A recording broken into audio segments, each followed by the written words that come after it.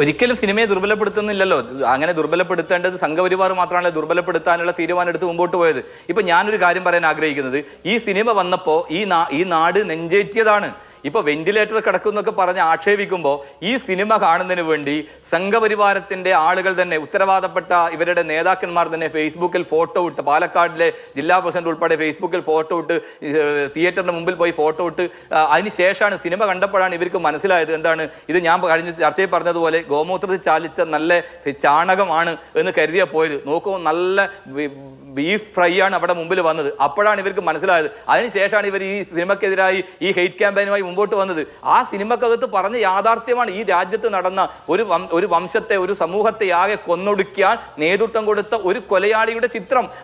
അത്തരത്തിൽ ഒരുപാട് സിനിമകൾ നമുക്കറിയാം. പല സിനിമകളും നാട്ടിൽ നടന്ന സംഭവങ്ങളെ ആഖ്യാനപ്പെടുത്തി സിനിമ വന്നില്ല. ദേവാസുര സിനിമ, ആ സിനിമയുടെ പിറകിൽ ഉള്ള കാര്യങ്ങളെ കുറിച്ച് നമുക്കറിയാം. അങ്ങനെ വരുന്നുണ്ട്. പക്ഷേ ഇത് സംഘപരിവാർ മറക്കാൻ, ഈ നാട്ടിനകത്ത് ഗുജറാത്ത് കലാപം മറക്കാനുള്ള തീരുമാനം എടുത്തു വന്നപ്പോൾ അത് ഈ നാട്ടിനകത്ത് സംഘപരിവാറിന്റെ നേതൃത്വം നടന്ന ഒരു ഭീകര പ്രവർത്തനമാണ്, തീവ്രവാദ പ്രവർത്തനമാണ്, വംശീയമായ യുദ്ധമാണ് എന്ന് ഈ നാട്ടിനകത്ത് ബോധ്യപ്പെടുത്തി എന്നുള്ളതാണ് സിനിമക്ക് കിട്ടുന്ന ഏറ്റവും വലിയ അംഗീകാരം. അതുകൊണ്ട് തന്നെയാണ് ഈ കേരളം പോലെയുള്ള മതനിരപേക്ഷ നാട് അതിനെ ഏറ്റെടുത്തത്.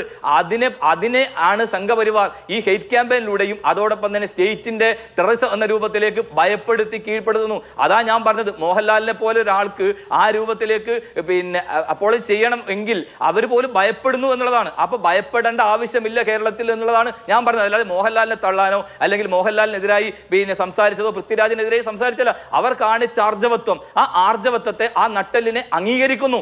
അവർ ഭയപ്പെടേണ്ട. ഈ കേരളത്തിനകത്ത് അവർ ഒരു ചുക്കും ചെയ്യാൻ, ഇവരുടെ ഏത് അന്വേഷണ ഏജൻസി വന്ന ഒരു ചുക്കും ചെയ്യാൻ സാധിക്കില്ല എന്നുള്ള ബോധ്യം അവർക്കുണ്ടാവണം. അങ്ങനെ ഈ സിനിമയെ നെഞ്ചേറ്റിയിരിക്കുന്നു. നമുക്കറിയാം, ഇന്ന് ശ്രീ അഭിലാഷ് പറഞ്ഞതുപോലെ തന്നെ ഇപ്പൊ ഞാൻ 3-4 ദിവസമായി സിനിമ കാണുന്നത് ഞാൻ നോക്കുന്നു. എനിക്ക് രാത്രി 11:15 ആ സിനിമയുടെ ടിക്കറ്റ് കിട്ടിയിട്ടുള്ളത്. അപ്പൊ സ്വാഭാവികമായിട്ടും ആ രൂപത്തിലേക്ക് ഈ നാട് മുഴുവൻ, ഇതിനകത്ത് എല്ലാ ആളുകളും ഇവർ പറയുന്നു ഇത് മട്ടാഞ്ചേരി മാഫിയാണ്, ഇത് ജിഹാദികളുടെ സിനിമ.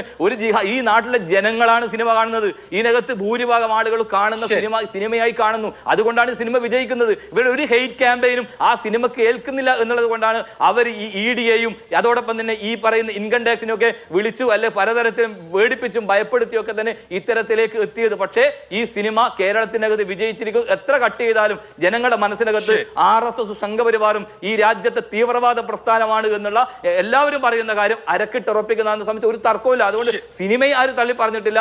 ആ സിനിമക്കകത്ത് അവർ പോലും, മോഹൻലാലിനെ പോലെ ആൾ പോലും ഭയപ്പെട്ടു പോകുന്നു എന്നുള്ളതിനെ കുറിച്ചാണ് ഞാൻ എൻ്റെ അഭിപ്രായം പറഞ്ഞത്.